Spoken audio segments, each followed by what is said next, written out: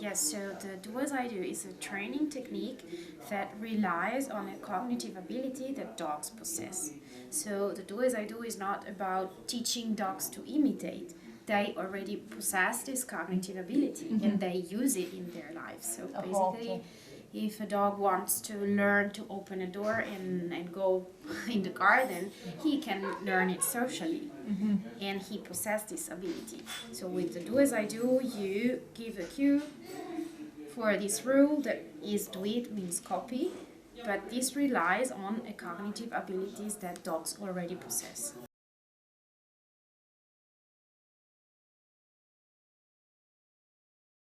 I think that basically all dogs could do it, and maybe there are some predisposition or also some differences in the raising environment, so the previous experience of dogs. So if, for example, a dog lives alone in the garden and has very little social contact with the owner, it might possess these cognitive abilities, but the cognitive ability might not surface because the environment and the experience of the dog do not allow it to surface. This might be one hypothesis for these differences between dogs. I think that in a very general way, dogs learn what is the social rule in a family in a mixed way of social learning and individual associative learning. So if behaviors are punished or rewarded, and if other people in the family or other dogs behave in a way. So there is an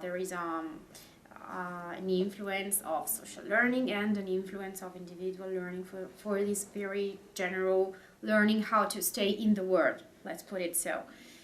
But then what they usually learn more by imitation or these more social learning processes is usually something that has something to do with the goal that they also want to achieve.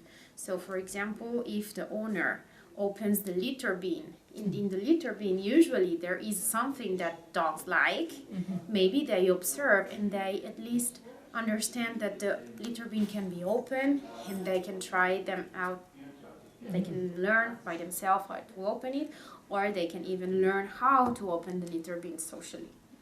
So this is the kind of behavior that most frequently is observed. But then also to dig holes, this is something that dogs like, and many times owners report that they were nicely planting some plants in the garden and then they left.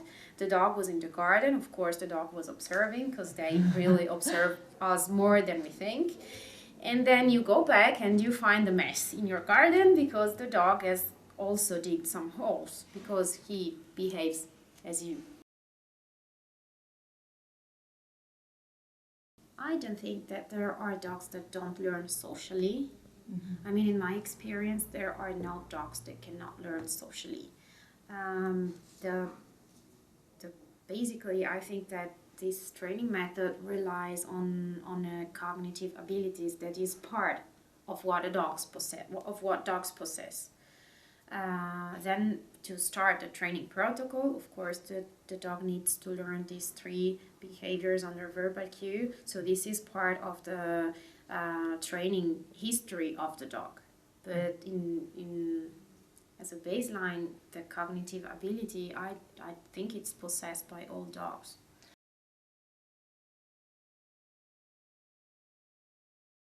I'm not studying breed differences, but I have experience with many dogs because of seminars and courses of different breeds. And from my experience, it turns out that I don't find any difference in breeds. Of course, there is, so it's like easier to work with working breeds like border collies because they are really predisposed to collaborate with the owner, and so they are really motivated to do something beside any rewarding. But I don't find I haven't found any difference in breeds like Czechoslovakian wolfsdog or Italian wolfsdog, which are really not predisposed to work with humans. And I have had no difficulties in training these kind of dogs. So this is my experience. I don't have experience with such breeds like livestock guarding dogs, because they usually don't come to training classes. They stay with the sheep in an alpine pasture. So I cannot really generalize the answer. So for this kind of breed, I don't know. But for breeds like, I don't know, Yorkshire, German Shepherd, or Poodle, or I would say Chihuahuas, in my experience, there's no difference.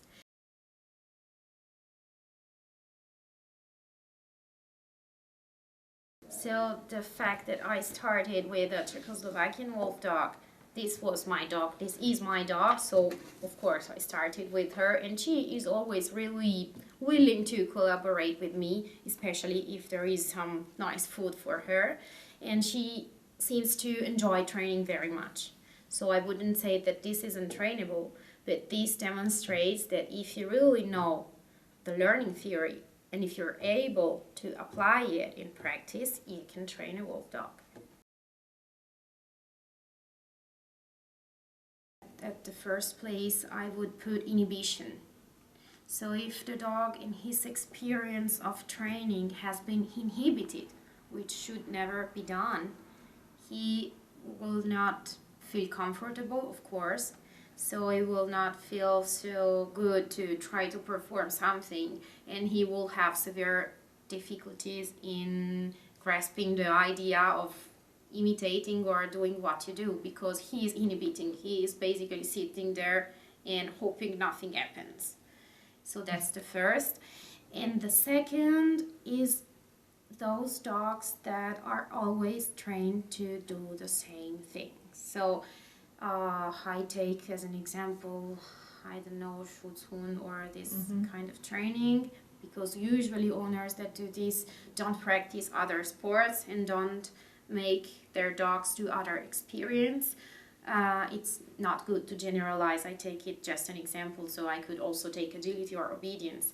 But if a dog is really stuck to some association, because also dogs have always been trained with associative learning, so training is association, and training is always doing exercise A, B, and C, and that's it. These dogs might, at least at the beginning, have some hard times to perform something new and to work cognitively.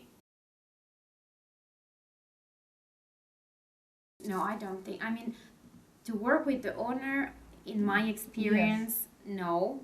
But I have a sort of biased sample, because at seminars usually comes owner that work with gentle methods, not chalk, chain collars and such a thing. So I have a biased sample.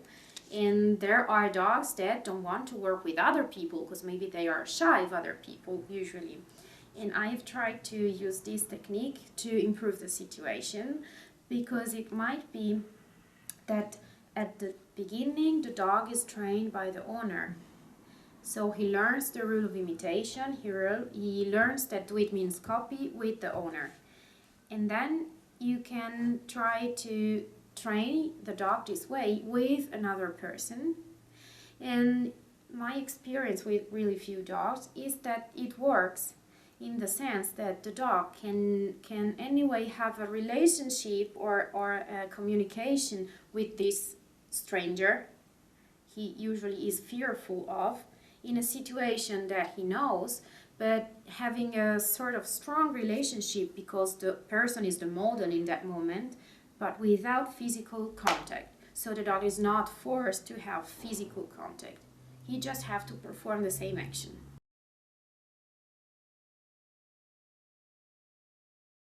I put it in a sort of opposite way, because we all, humans too, can learn different tasks in different ways. And if it is possible to learn a very simple task, it's spending fewer energy. So, for example, by association, which is a simpler process, we use association. And if we need some more cognitive reasoning, we use it. So probably depending on how it is easier to learn a task, we use either social learning or associative learning, trial and error. So it really depends on the task and the situation. Basically, the social learning strategy tells that we use social learning when the task is difficult, or when we don't have an already learned strategy that is functional, that is efficient, or when it's dangerous. So I think that the do as I do best employment is for dogs for disabled owners. I have no experience with dogs for disabled owners because unfortunately in Italy there is no such a demand for these dogs, and the training is quite expensive for the owner. My colleague from the University of Budapest, Marta Gacci, trains dogs for disabled owners, and she used much social learning in the training.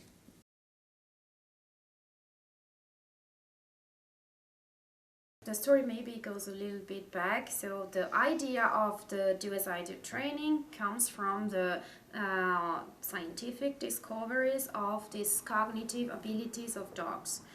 And we discovered that dogs have really fine and complex social cognitive skills, almost similar to humans' cognitive skills. And I was really surprised that in training these skills are never used, because in training the traditional training techniques, gentle or not gentle, are always only based on associative learning, which is a very simple process possessed by basically all species in which we have searched for it, so insects, fishes, crabs, mammals, humans, and dogs. But if the dog is really so predisposed, as we have found in our scientific studies, to learn socially from humans, and if we know now that he has this ability of functional imitation, why shouldn't we use this in training? So yes, it's true that the dog can easily learn complex tasks this way, but our aim as dog trainers or as dog lovers or as dog owners might also be just to exercise these cognitive skills that our dogs have in order to provide some good experience, mental experience for them.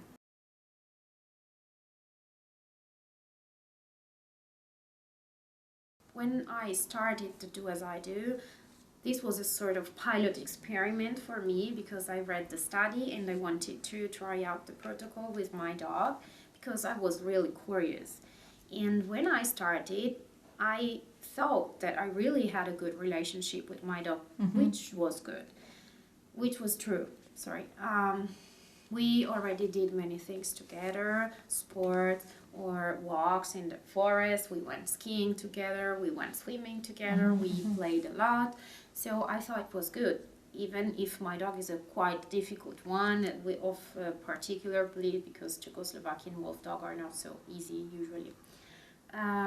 But then I started to do as I do training, and I realized that we really improved our understanding of each other in such a deep way. So basically it was like I completely know what she was doing and she completely knew what I was doing.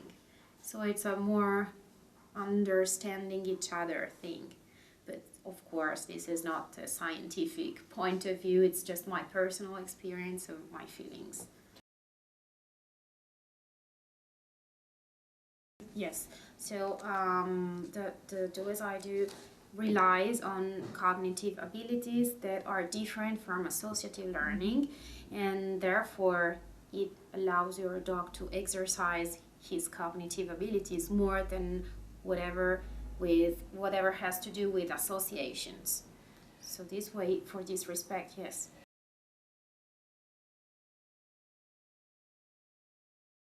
I think that there is a strong influence, but it's in both directions. So if you have a good relationship in which you already are somewhat a model for your dog, because you are a coherent owner, because you have always behaved in a coherent way, providing informations on which the dog can rely on, it's easier for the dog to start the training. But it's also true the opposite. So if you don't have such a relationship with your dog, through this method you might improve a little bit this situation. Actually, we don't know, because we don't have such an experience that we really scientifically test how far we can go and what can the dog imitate and what he cannot. So maybe we will get this experience in some years, but now I cannot answer.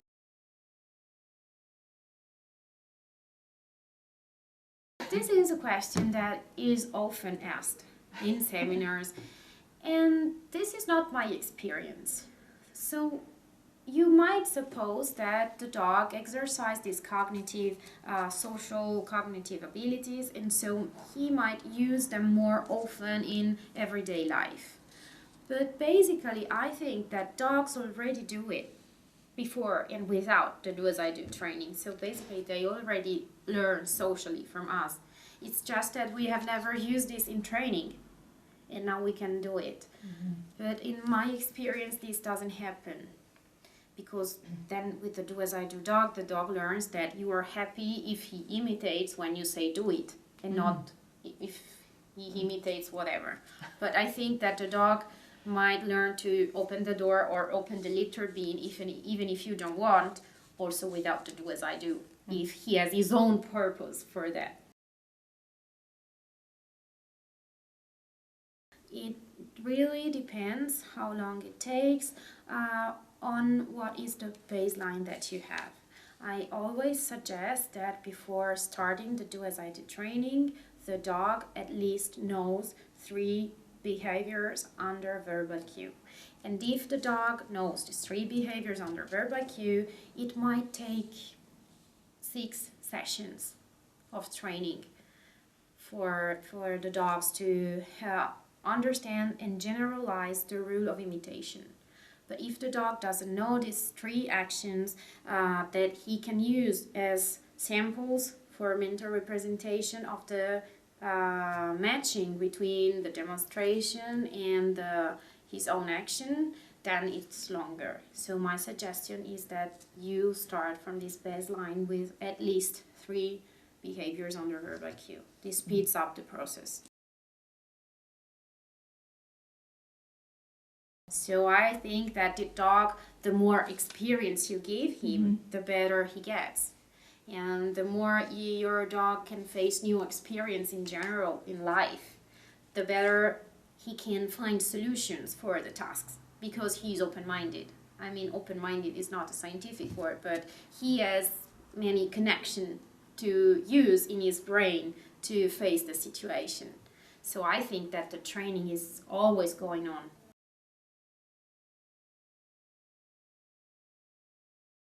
Basically, with the do as I do training, you can train your dog in such a way that he matches the goal. So, for example, if you train your dog to open a drawer, you can reward the dog when he socially learns to open a drawer, and he can use his paw or his mouth, depending on what is the situation.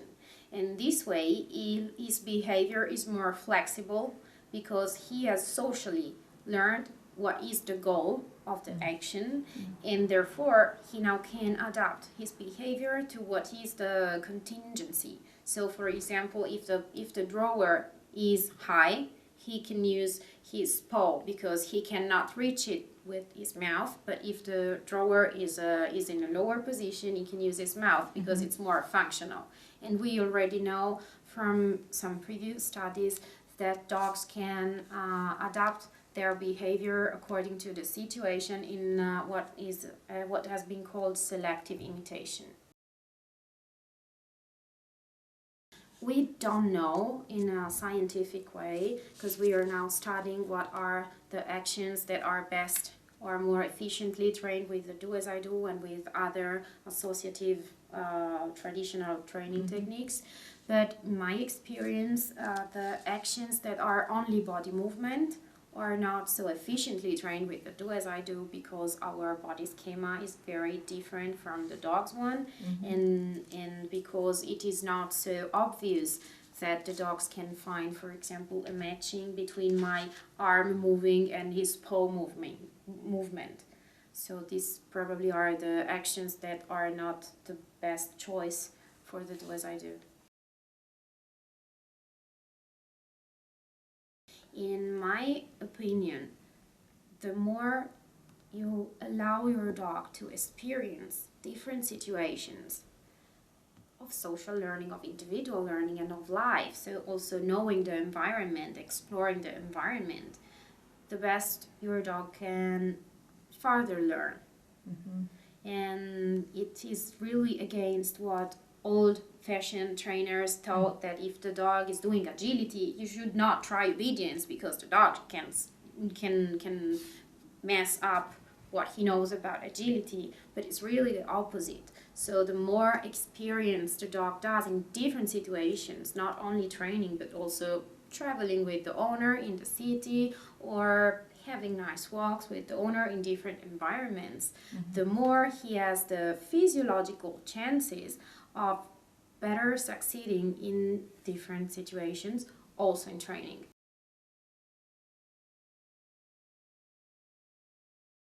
Dogs and any live beings need to learn from the very moment they are born in order to survive. So it's about surviving. We all need to learn. Then, of course, it's about what are the experience you allowed to do or you are not allowed to do. But learning is about surviving. And for the dog in particular, from the evolutionary point of view, the human has always been a relevant stimulus in the environment, because at the beginning, anyway, food came from the human village, because it was the human waste, for example. So probably in the dog's mind, humans are somewhat anyway relevant, besides learning, besides training, I mean.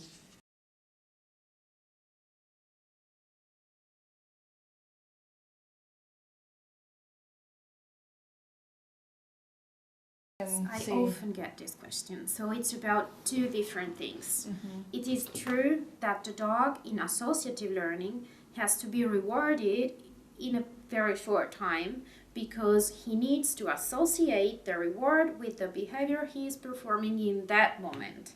And this is about associative learning. And there are also some exceptions, because if, for example, we know Garcia's studies about disgust, about learning disgust of a food. So in these experiments, what they did was they gave to some rats food that was with something in it that made them sick. But this made them sick after several hours. But still, they associated the taste of the food with sickness. So they avoided this food. And this is an exception of associative learning. So remember that this is an exception. And this is something that then has caused problem to the whole theory of associative learning. But in my case, in my study on deferred imitation, we don't create any association. So basically, the study on deferred imitation demonstrates that the dog is able to observe a demonstration, encode it, and recall it after a delay of 10 minutes, for example. And this is not an association. This is just memory of actions, which we didn't know. So the results are quite surprising, because we didn't know how far could we go. And the 10-minute result is just surprising, and we are going to study with longer delays, and we want to see when they forget.